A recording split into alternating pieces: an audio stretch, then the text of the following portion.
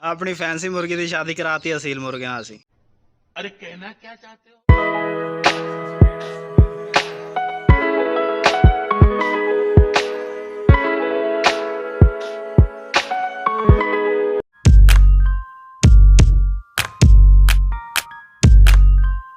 असलामुअलैकुम जी, welcome हो गया सब फैमिली मैंबर ਦੇ ਅਨਦਰ ਵਲੌਗ ਦੇ ਵਿੱਚ। ਦੋਸਤੋ ਅੱਜ ਦੇ ਵਲੌਗ ਦੇ ਵਿੱਚ ਇੱਕ ਸੈਡ ਨਿਊਜ਼ ਆ, ਇੱਕ ਗੁੱਡ ਨਿਊਜ਼ ਆ। ਪਹਿਲਾਂ ਤੁਹਾਨੂੰ ਗੁੱਡ ਨਿਊਜ਼ ਦੱਸਾਂ ਜਾਂ ਸੈਡ ਨਿਊਜ਼? ਚਲੋ ਪਹਿਲੇ ਸੈਡ ਨਿਊਜ਼ ਹੀ ਦੱਸ ਦਿੰਦਾ। ਆ ਚੈੱਕ ਕਰੋ, ਇਹ ਆਂਡਾ ਦਿੱਤਾ ਸਾਡੀ ਮੁਰਗੀ ਨੇ, ਉਹ ਵੀ ਤੋੜ ਦਿੱਤਾ। ਅੱਜ ਮੈਨੂੰ ਪਤਾ ਲੱਗ ਗਿਆ ਕਿ ਕਿਸ ਤਰੀਕੇ ਨਾਲ ਤੋੜਿਆ। ਉਹ ਤੁਹਾਨੂੰ ਮੈਂ ਦੱਸਦਾ ਕਿਸ ਤਰੀਕੇ ਨਾਲ ਆਂਡਾ ਤੋੜਿਆ। ਆ ਦੇਖੋ, इस पागल मुर्गी ने ना इतने उत्ते बह के ना जिते सोटी ते खड़ी आ इतने बह के आंडा देंदी ते थल्ले डिग जांदे। ओ भाई मारो मुझे, मारो मारो मुझे, मारो मारो।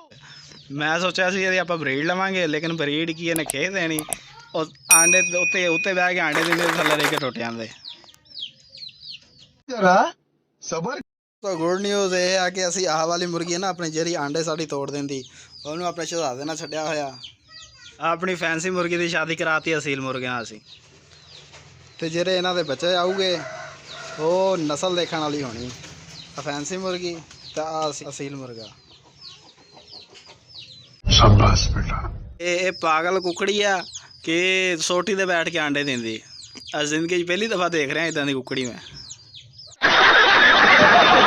ਕਿਉਂਕਿ ਅਸੀਲ ਸਾਡਾ ਵਿਹਲਾ ਸੀਗਾ ਤੇ ਆਹ ਸੀਗੀ ਪਹਿਲੇ ਇਸ ਮੁਰਗੇ ਨਾਲ, ਫੈਂਸੀ ਨਾਲ। ਇਹਨੂੰ ਫੈਂਸੀ ਮੁਰਗੇ ਨਾਲ ਇਲਾਦਾ ਕਰਕੇ ਤਹਿਸੀਲ ਨਾਲ ਛੱਡਿਆ। ਮੈਂ ਕਿਹਾ ਚਲੋ ਇਹਦੀ ਨਸਲ ਲਵਾਂਗੇ ਅਸੀਲ ਦੀ, ਲੇਕਿਨ ਇਹ ਜਨਾਬ ਉਰੀ ਉਹ ਸੋਟੀ ਦੇ ਉੱਤੇ ਬੈਠ ਕੇ ਆਂਡੇ ਦਿੰਦੀ ਆ ਤੇ ਆਂਡੇ ਥੱਲੇ ਸੱਟ ਕੇ ਤੋੜ ਦਿੰਦੀ ਆ। ਤੇ ਅੱਜ ਮੈਂ ਆ ਜਿਹੜੀ ਸੋਟੀ ਆ ਅੱਜ ਮੈਂ ਉਤਾਰ ਦੇਣੀ ਆ ਹਵਾਲੀ ਵਿੱਚੋਂ, ਤਾਂ ਕਿ ਇਹਦੇ ਅਸੀਂ ਆਂਡੇ ਬਚਾ ਕੇ ਇਹਨਾਂ ਦੇ ਬੱਚੇ ਕਢਾ ਸਕੀਏ। ਚੈੱਕ ਕਰੋ ਮਾਸ਼ਾਅੱਲਾ ਜੋੜੀ। ਤੇ ਆ ਸੀਗਾ ਅੱਜ ਦਾ ਸਾਰਾ ਛੋਟਾ ਜਿਹਾ ਵਲੋਗ। उम्मीद करना ਤੁਹਾਨੂੰ अच्छा लगा होगा। नहीं वीडियो अच्छी लगी हो तो वीडियो लाइक करो, चैनल सब्सक्राइब मारो। मिलेंगे कल एक नवी वीडियो नवे व्लॉग ना। अल्लाह हाफिज़।